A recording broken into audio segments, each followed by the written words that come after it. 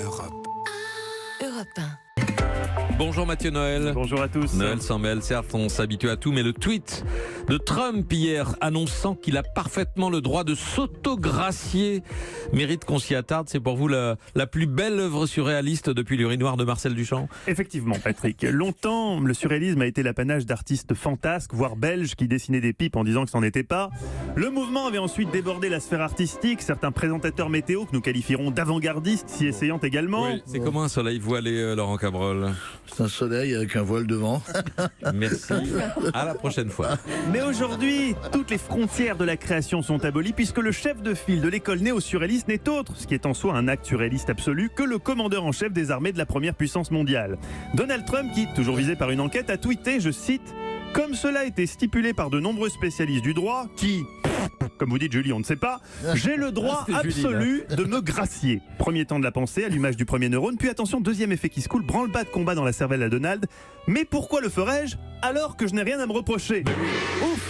Juste à temps, la petite précision qui permet de ne pas se griller totalement. On sent que l'Einstein peroxydé avait adoré l'idée de pouvoir s'autogracier, avancée par ses avocats il y a 2 jours, avec d'ailleurs une précision juridique chirurgicale, puisque son principal conseil, Rudy Giuliani, avait estimé, je cite, que les présidents avaient probablement le pouvoir de se gracier. Yeah, Mr. President, yeah. Grosso merdo, you know. Je pense que c'est ça. Hein. Faut que je vérifie dans les ouvrages de référence, le droit pour les nuls et Martin passe son barreau. Mais oui, probably. Bref, 100 ans après Ceci n'est pas une pipe, l'art surréaliste renaît donc avec Ceci n'est pas un aveu. Ne ratons pas ce tournant de l'histoire de l'art. À nous d'emboîter le pas à Donald Trump. En termes de potentiel surréaliste, on a à Europe 1 les talents nécessaires. En premier lieu, Patrick Cohen, le dada de l'info. Bientôt il y aura aussi des scarabées sapeurs-pompiers. Nous verrons à Strasbourg comment faire de l'électricité à partir du jus de choucroute. Le Magritte du News, partisan également d'un surréalisme de l'interview, comme lorsqu'il choisit de recevoir Lio pour lui parler de pâtisserie portugaise, avant de réaliser lui-même brusquement au cours de l'interview à quel point tout le monde s'en fout. Lio la première. Vous aimez le plaisir de la table, il paraît que le goût de votre enfance, c'était celui d'une pâtisserie à base de jaune d'œuf, de sucre et d'amandes.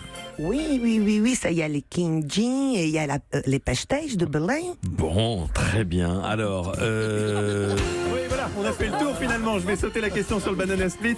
Enfin, l'essence du surréalisme étant la juxtaposition incongrue d'éléments normalement sans rapport, je crois qu'on ne peut terminer cet hommage sans ajouter à la liste des Duchamp, Magritte et Dali le nom d'Émilie Bonneau, présentatrice du journal de 7h30, connue pour ses collages au rendu saisissant, comme son fameux enchaînement nucléaire iranien prix des Garriguettes.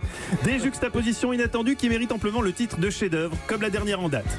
De plus en plus de détenus en prison, alerte ce matin un rapport. Et puis des faucons en plein Paris. Vous pouvez les découvrir jusqu'à dimanche à l'occasion de la fête de la nature.